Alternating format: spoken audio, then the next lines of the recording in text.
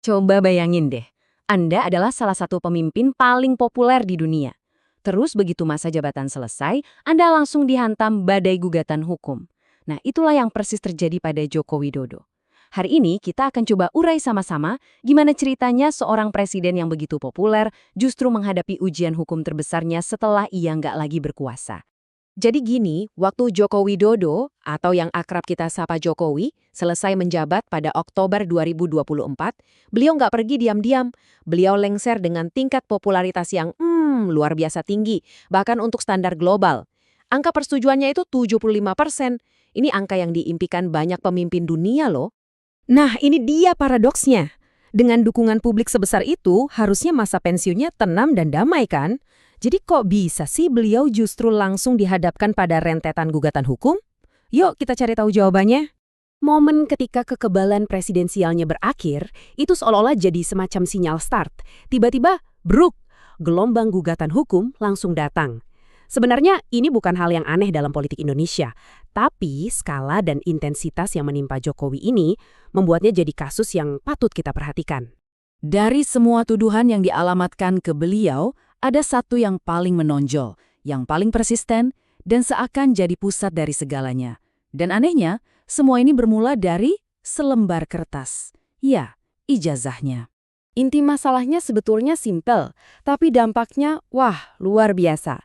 Para penggugat ini mengklaim kalau ijazah sarjana Jokowi dari Universitas Gadjah Mada, salah satu universitas paling top di Indonesia, adalah palsu. Kalau kita lihat lini masanya di sini, tuduhan ini sebenarnya bukan barang baru. Isu ini pertama kali digulirkan tahun 2014 waktu beliau pertama kali maju jadi presiden. Tapi, coba perhatikan deh, gugatan hukum yang serius baru benar-benar diajukan di tahun 2024, tepat setelah beliau nggak lagi punya kekebalan hukum. Polanya menarik ya. Oke, jadi kita punya dua kubu yang saling berhadapan. Di satu sisi, para kritikus mengklaim punya bukti analisis forensik digital. Di sisi lain ada pihak universitas, institusi yang mengeluarkan ijazah itu, yang berkali-kali bilang dokumen ini asli. Nah, terus kita harus percaya yang mana nih? Nah, karena ada dua narasi yang bertentangan ini, kita perlu lihat apa kata lembaga-lembaga resmi. Yuk, kita coba pisahkan mana yang cuma kebisingan politik dan mana yang fakta hukum. Dan ini dia salah satu pukulan telak bagi para penggugat. Badan Reserse Kriminal Polri setelah melakukan investigasi mendalam secara tegas menyatakan ijazahnya asli. Titik. Ini pernyataan dari lembaga penegak hukum loh, jadi bobotnya tentu sangat besar. Jadi polanya jadi kelihatan jelas banget kan? Mulai dari universitasnya sendiri, pengadilan yang bahkan sudah pernah menghukum penyebar hoaks sebelumnya, sampai ke kepolisian. Semua lembaga resmi yang turun tangan untuk menyelidiki kasus ini sampai pada kesimpulan yang sama. Ijazah itu asli. Eits, tapi tunggu dulu. Jangan kira masalahnya berhenti di isu ijazah saja. Oh tidak, ini sebetulnya cuma puncak gunung es. Ada serangkaian tantangan hukum lain yang juga perlu kita pahami. Slide ini merangkum semuanya dengan baik.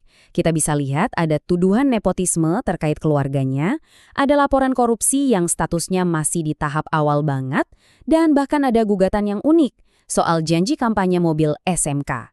Coba deh perhatikan kolom statusnya. Sebagian besar kasus ini masih jauh dari dakwaan kriminal yang serius. Oke, kita udah lihat banyak banget fakta dan tuduhan yang beredar. Sekarang pertanyaannya, gimana cara kita memahami semua ini secara rasional dengan kepala dingin? Mari kita coba susun kerangka berpikirnya. Ini dia pertanyaan kuncinya. Gimana caranya kita menyatukan semua potongan puzzle yang kelihatannya acak ini? Ternyata jawabannya mungkin bukan terletak pada detail kasus per kasus, tapi pada sebuah fenomena politik yang lebih besar. Para analis politik ternyata punya istilah untuk ini, atrisi pasca kepresidenan. Gampangnya gini, ini adalah sebuah pola yang umum terjadi di mana mantan pemimpin seolah dikeroyok secara hukum begitu mereka kehilangan perisai kekuasaan. Ini menunjukkan bahwa kasus Jokowi bukanlah sebuah anomali, tapi mungkin sebuah tradisi. Dan disinilah letak kesimpulan utamanya. Apa yang menimpa Jokowi mungkin lebih sedikit bercerita tentang dirinya secara pribadi dan jauh lebih banyak bercerita tentang bagaimana sistem politik di Indonesia ini bekerja. Ini tentang sistem, bukan hanya tentang satu individu. Jadi, ini dia kerangka berpikir rasional yang bisa kita pegang. Pertama, pisahkan mana ribut-ribut politik dan mana fakta hukum yang bisa diverifikasi. Kedua, perhatikan apa kata lembaga resmi yang sudah melakukan investigasi. Dan yang paling penting, selalu lihat gambaran besarnya, konteks politik yang melatar belakangi semua ini. Pada akhirnya, kita semua ditinggalkan dengan satu pertanyaan besar. Ketika warisan seorang pemimpin sedang diadili di mata publik, di manakah sebenarnya batas antara akuntabilitas hukum yang sesungguhnya dan sebuah panggung teater politik? Pertanyaan ini tidak hanya berlaku untuk kasus Jokowi, tapi juga untuk masa depan demokrasi di Indonesia.